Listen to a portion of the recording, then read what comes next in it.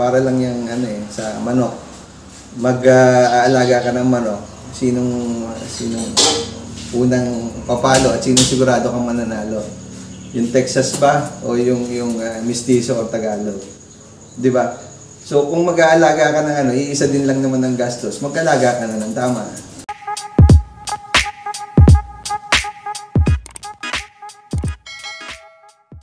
Yun magandang araw sa inyo mga kaibon. Nagbabalik ang Juan Arturo Vlogs, and for today's video, nandito naman tayo ngayon sa Victoria, Laguna, at may nabisita naman tayong newbie puncher pero nakapagpa-Mac Arthur agad. Yan ko siyang makilala at makita. Tara, samahan nyo. Let's go. Magandang umaga mga kaibon. Ako nga pala si Alan De Castro ng Victoria, Laguna. Yun. Sir, pwedeng may pasyal mo kami sa loop nyo? Halika kayo. Andito yung breeding station. Ito, mga kaibon, ipapasyal muna tayo sa kanyang breeding station. Medyo madami ka ding ibon, sir, ano? Medyo madami. May ilan yung breeder mo, sir? 8 ngayon yung nakasala. Meron pa akong hindi nagagamit. Kino-condition ko pa yung mga nasa stock. Yun. Stock bird ko. Nandyan, sir, yung magulang nung nakapagpa-Mac Arthur mo?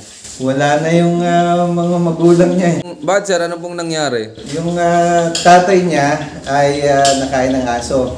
Tapos yung nanay naman, napalkon dito. Ayun. So, ayun na lang, natitirang lahi sa akin eh. Buti nakauwi, oh. Yung breeder nyo. Ano pong mga bloodline ng hawak nyo dito, sir? Ito, JB Line, Alphonse. Itong linyada na to, basta pumasok ng 200 kilometers siya, pumapalo na yung speed niya. Oh, malupit. In-breed ko naman muna sa kanyang anak. Apo. Tapos ito, Basra. Direct from RMC. Oh, nagdaka-direct din si Sir Alan ng ibon. Actually, per yan. Yung isa na, dun yung... Hindi sila yung pinag-pair mo? Pinag-pares ko sila before. Kaya lang, siyempre, hindi pa tayo maano sa sistema. Wala pa tayo. Baguhan lang tayo eh. So, hindi ko pa siya napakana. Hopefully ngayon, tapusin ko lang itong niya. Ibabalik ko ulit dun sa Basra-Basra na natulog. Alin dyan, sir, yung pinakamatindi mong breeder? Kailangan dito siguro sa JB Alphonse. Itong Alphonse na to. Nagkataon lang itong huling season na to, yung anak niya, first lap, ang ganda ng lipad, 1 to 50 plus ang speed. Nag-open loop ako, nadaan na naman ng palkon, yari. Ay, kawawa. Adi, bali yung anak na, hindi nyo na-i-derby ng tuloy-tuloy. Hindi ko na first lap lang, ang ganda ng speed niya. Yung hindi na naikarga ng second lap kasi nadala na ng palkon dito. Eto, sir, ano pong mga bloodline pa nitong ibang ibon mo dito? Ito, Jansen, ito ang inbreed. Nanay at saka yung anak niya.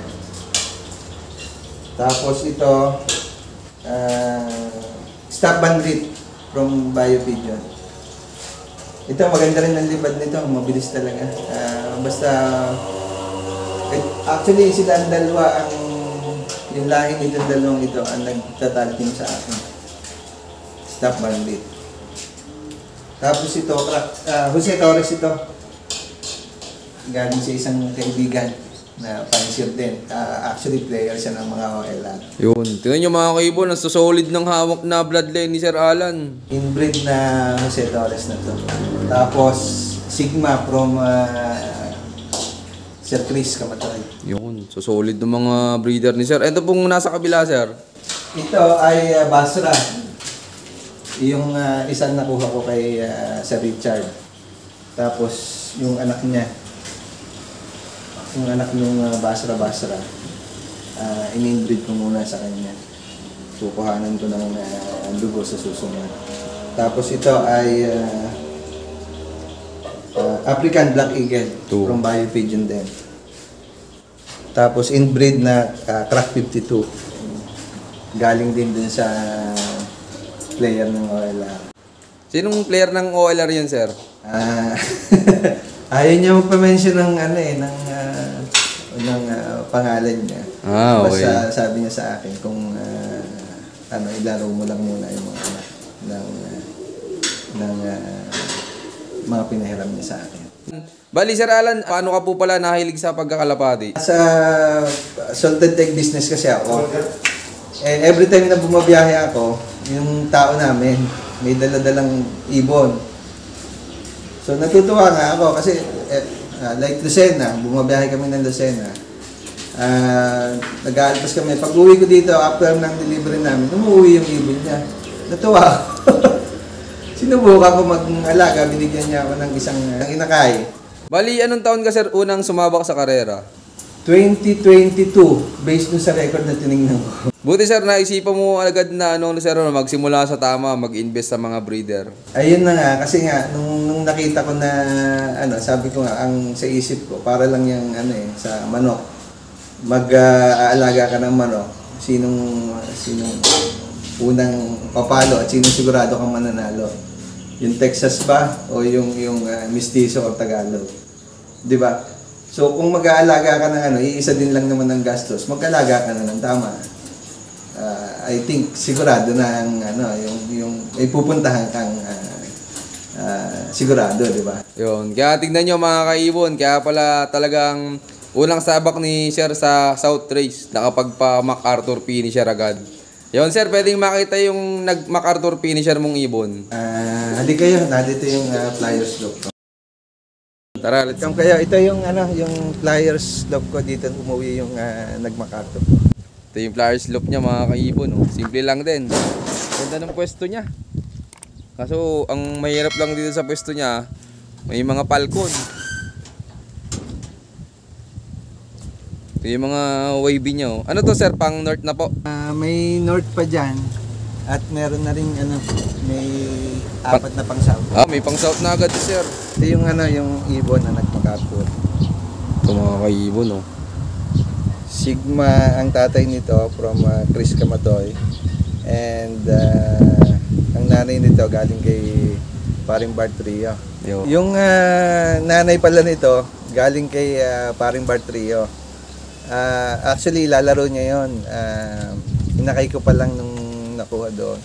Kaya lang, parang sumalpok. So, sabi ni Paring Bart sa akin, pre, dalhin mo na, ikaw na magpagaling. So, hindi ko naman inaasahan na mag-aanak ng ganito na mga magagaling na ibon. Adi yan, Sir, gagawin mo ng breeder. Ito, gagawin ko ng breeder kasi solo na lang yung lahi nito sa akin last na to. So, ibibreed ko muna. Actually, may anak na siya ngayon sa akin. Bago siya nag-MacArthur, nakapisa siya ng isa. Bago ngayon, babagong pisa ulit. May pinisa siyang isa sa akin. Yan, congrats kay Sir Alan. Sir, kamusta naman yung experience mo, yung unang sabak mo ng South Race? Actually, wala naman masyadong special kasi nga, hindi tayo marunong pa Kumbaga sa pakain lang, painom ng tubig nga lang, wala. Tapos may kapapanood natin ng vlog, bigay ng gamot. Ayun, gulo. So, ngayon naman, ngayong season na ito, actually dalawang season na nakapag ako. Anong unang season yung unang sabak mo, Sir? Summer yon ito. Nawala pa to ng unang lipad niya ng Masbate. Days ito bago nakauwi sa akin pero may sticker pa. Bali, Sir, yan palang ibon mong yan, ilaro mo na ng summer race. Oo. Summer, bago ipinahinga ko, bago ngayong South nga, nilipad ko ulit. Bali, anong araw pala umuwi yan, Sir, yung galing MacArthur? Monday morning to. Di konti lang, kinapos lang ng konti. Konting-konti lang. Sayang solo clock sana yan, Sir. Sayang. Kasi balita ko yung release ng MacArthur nyo ng PSU, parang may sama pa ng panahon Maganda yung yung release point. Pero yung dadaanan niya talagang may mga lugar na umuulan. Yan, congrats kay Sir Alan. Yon, Sir Alan, ilan po pala yung kinarga mo nung derby na? Yung first lap derby? First lap, actually 8 yun. Unfortunately, yung dalawa nga, nag-open lap ako dito na Falcon.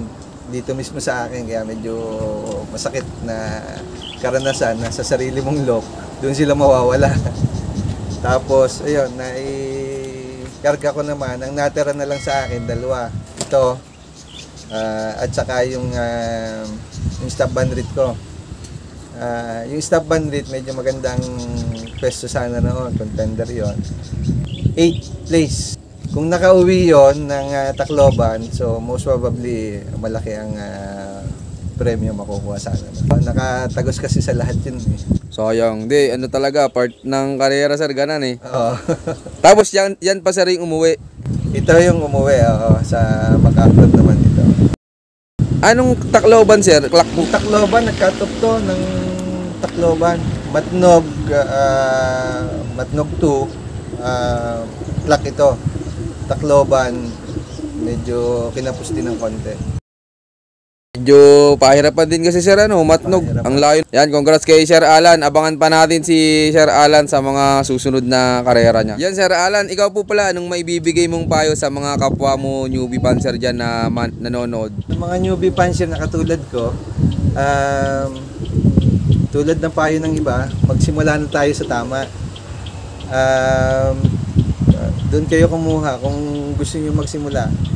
Kumuha na kayo doon sa mga kaibigan natin na pansier na nagpapanalo na, para sure na ang simula ninyo ay maganda na pupunta. Kumbaga sa nasa right track ka na. So ikaw na lang ang magdediretso kung paano mo siya mapapanalo din sa lokal. Muli, ako nga pala si Alan De Castro, Legion Pansier ng Victoria. I love this game. Yon, maraming salamat nga pala sa patuloy yung suporta mga kaibon. At siyempre Sir Alan, maraming salamat sa pag-unlock na mga pag-lock visit sa'yo. At yun sir, baka pala may mga gusto ka shoutout dyan. Shoutout nga pala kay Rigor, Rebong, kay Uns Evangelista, kay Angelo, at yung mga tropang bangka-bangka natin. Baka may malimutan pa akong pangalan. Si Alan De Vera, Paul Lawas, at yung mga tropa natin dyan sa Pagalangan, si Nakagawad, Dan, at most especially sa aking asawa na si Yudi. Okay na sir. Yon, shoutout sa inyo lahat, at syempre shoutout din sa lahat ng mga patuloy na sumusuporta dyan, at abangan nyo pa yung mga susunod kong follow-up visit sa yon. Keep watching and God bless you all. Thank you.